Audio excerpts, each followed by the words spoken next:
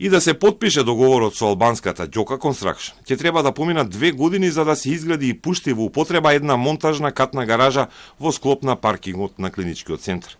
Во повикот за јавно-приватно партнерство стои дека откако ќе биде потпишан, во првите 6 месеци фирмата треба да направи проекти и да побара одобрение за градба.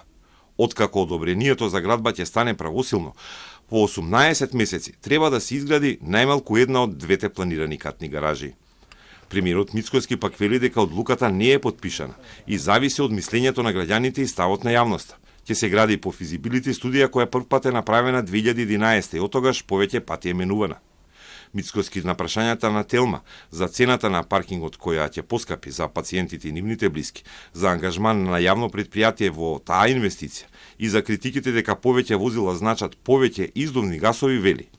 Јас разбирам дека уредувачката политика на поедини медиуми има за цел да растури пердови со невистини и конструкции, да обвинува неосновано, и ние сега како политичари треба да сме дефанзивни и да се браниме. Во топ тема на Телма, асистентот на правниот факултет Константин Битраков вели дека државата треба да размисли во вакви инвестиции да ги користи многобројните јавни претпријатија. А поранешната прва антикорупционерка Билјана Ивановска порача дека мора да се мисли и на еколошкиот аспект. Зошто јавно-приватно партнерство? Ако е државно земјиште, ако не имаме јавно претпријатие на ниво на град Скопје кое што стопанисува со овој паркинг простор веќе колку 20 на години, ако имаме јавно претпријатие на општина Центар кое што исто така може да му се даде да стопанисува, зошто се одлучило да се оди на јавно-приватно партнерство? Јас ако добро разбрав, станува збор само за стопанисување на паркинг просторот и градење на монтажни гаражи. Монтажна гаража не е некоја комплексна инвестиција. Значи ќе бидат 2000 коли. На што ќе личи тоа? Болница ќе биде или што? Или бомба во болницата ќе биде со издувни гасови, со не знам што? Во болницата уште да се става толку колите треба се тргнат од болницата. Треба да се бидат нели оние болнички коли што сидат и така натаму или значи да се тргнат од болницата треба колите. По мене. Мицкоски пак наведе дека проектот е по физибилити студија наследена од претходната власт и дека проектот е за да им помогне на граѓаните.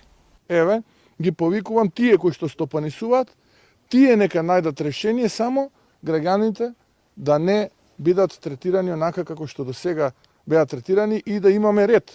Вака е безредие, вака е, знаете ли колку можеби здравствени состојби на пациенти се влошени поради тоа што има таква мешаница таму во текот на денот неколку часа, бидејќи не може да добијат вистинска медицинска нега. Тоа беше нашата цел. И тоа е целта на министерот.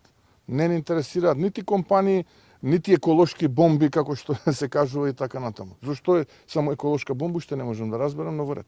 На огласот кој е распишан во ноември лани се пријавила само компанијата Ѓока Construction од Албанија.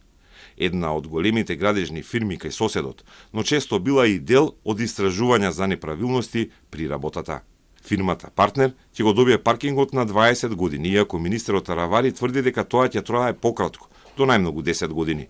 Катните гаражи треба да ги гради приватната фирма, а државата ќе добие 1% од прометот со наплатата на паркингот.